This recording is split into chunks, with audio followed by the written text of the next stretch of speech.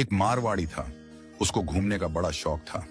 अब वो घूमते घूमते एक ऐसे राज्य में चला गया जहां पर क्या था, हर 5 साल में राजा चुना जाता था। पर चुनाव का तरीका अनोखा था।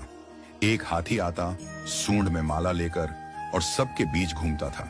जिसके गले में वो माला डाल देता वही राजा बनता था। अब क्या हुआ, हाथी आया माला लेकर, थोड़ी देर इधर उधर देखा और जाकर माला इस मारवाड़ी के गले में डाल दी। मारवाड़ी हैरान, अरे भाई, मैं तो घूमने वाला आदमी हूं, ये कहां फंसा दिया। खैर, उसे राजा बना दिया गया। सिंहासन पर बिठाया गया। राजपुरोहित आया, तिलक करते हुए शर्तें सुनाने लगा। भैया, आपको 5 साल के लिए राजा बनाया जा रहा है, लेकिन 5 साल पूरे होते ही आपको यहां से सैकड़ों किलोमीटर दूर एक उफनती नदी के किनारे छोड़ दिया जाएगा। उस नदी में घड़ियाल हैं, मगरमच्छ हैं, जिनकी वजह से आप नदी पार नहीं कर सकते।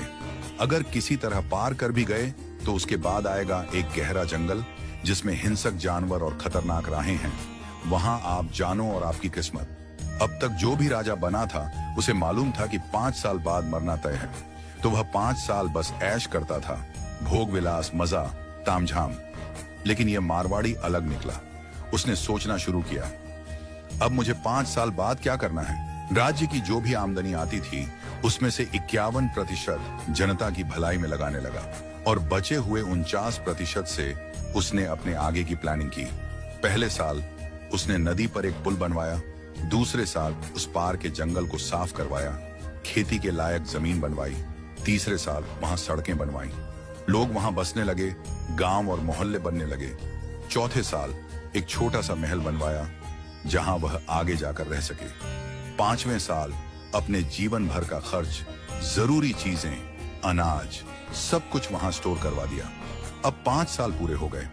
परंपरा के अनुसार लोग उसे ढोल नगाड़ों के साथ विदा करने आए। लोगों की आंखों में आंसू थे। कहने लगे, ऐसा राजा हमने पहले कभी नहीं देखा। वो राजा था मारवाड़ी। शांत मुस्कान के साथ सबको प्रणाम किया और उस पुल पर चढ़ गया जो उसने खुद बनवाया था। लोग अवाक रह गए। हजारों राजा आए गए, मारे गए, लेकिन ये पहला राजा था जो भवसागर को पार कर गया। कथा का संदेश, हम सभी इस धरती पर सीमित समय के लिए आए हैं। ये जीवन 5 सालों की तरह है।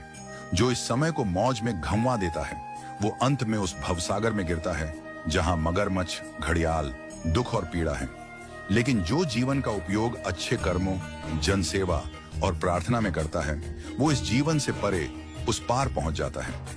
तो आज ही से भवसागर पार करने के लिए अपना पुल बनाना शुरू कीजिए, ताकि जब आपका